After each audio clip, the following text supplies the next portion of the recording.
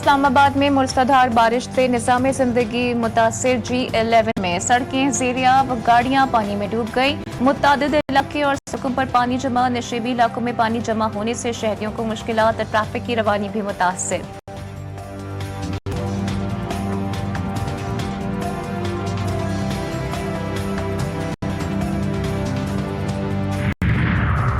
دریاؤں کی زمینوں پر ہاؤسنگ سوسائٹیز بنائی گئیں، آبی گزرگاہوں پر کمرشل تعمیرات کی گئیں جس سے تباہی اور بربادی ہوئی۔ وزیر دفاع خواجہ آصف نے قومی اسمبلی میں سیلابی صورتحال پر اظہار خیال کرتے ہوئے کہا کہ قدرتی آفت نہیں بلکہ ہمارے اعمال ہیں کہ اتنی بڑی آفت کا ہم سامنا کر رہے ہیں۔ ہم نے دریاؤں پر ہوٹل بنا لیے، نالوں کے اندر پلاٹ بنا کر بیچ دیے۔ جب آپ قدرت کے ساتھ کھلواڑ کریں گے تو فطرت اس کا جواب دے گی۔ جمہوری ادوار میں ڈیمز پر اتفاق رائے نہیں ہوتا، ہم اس پر سیاست کرتے ہیں اور یہی بدقسمتی ہے۔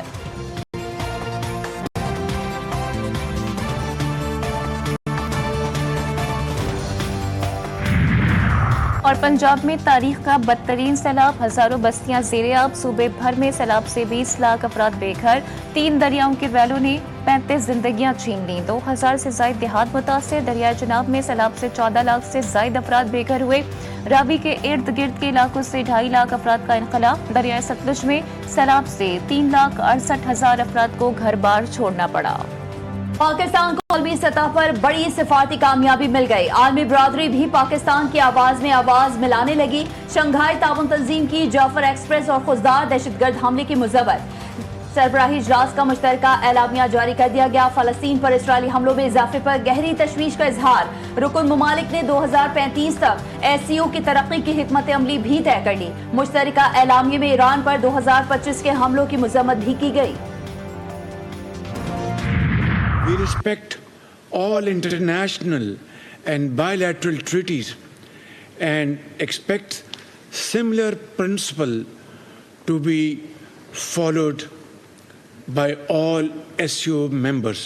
Pakistan seeks a normal and stable relationship with all its neighbors. It seeks dialogue and diplomacy over conflict and confrontation. Pakistan خطے میں امن کا خواہاں، اسرائیل کی ایران پر دہشت گردی کی مذمت، تمام ہمسائے ممالک کے ساتھ اچھے تعلقات چاہتے ہیں، کسی بھی ملک کے لیے خود مختاری اور علاقائی سالمیت سب کچھ سے بڑھ کر ہے۔ وزیر اعظم شہباز شریف کا SCO سربراہ اجلاس سے خطاب، کہا پاکستان کثیر الجہتی مکالمے اور سفارتکاری کی طاقت پر یقین رکھتا ہے۔ غزہ میں جاری مظالم اور بھوک ہمارے اجتماعی ضمیر پر نہ ختم ہونے والا زخم ہے۔ پاکستان اقوام متحدہ کی منظور کرتا 2 ریاستی حل کی حمایت کرتا ہے۔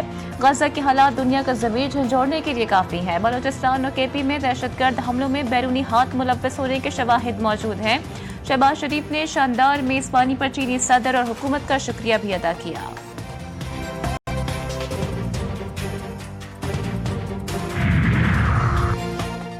وزیر اعظم شہباز شریف اور ایرانی صدر مسعود پزشکیان کی تیانجن میں اہم ملاقات، پاکستان اور ایران کے تاریخی برادرانہ تعلقات، 2 طرفہ تعاون، علاقائی استحکام اور سیاسی اقتصادی روابط کو مزید مضبوط بنانے کے عزم کا اعادہ۔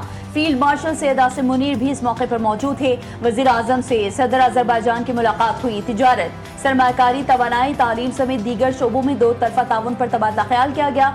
صدر علیوف نے کہا کہ مشکل کی اس گھڑی میں پاکستان کے ساتھ کھڑے ہیں۔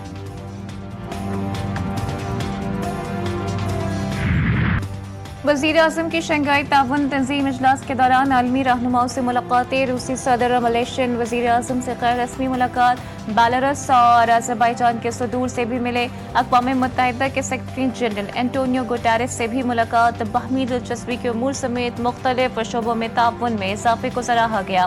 علاقائی اور بین الاقوامی امور میں پیش رفت پر تبادلہ خیال بھی ہوا۔ وزیر اعظم شہباز شریف اور چینی صدر شی جن پنگ سے بھی ملاقات کریں گے۔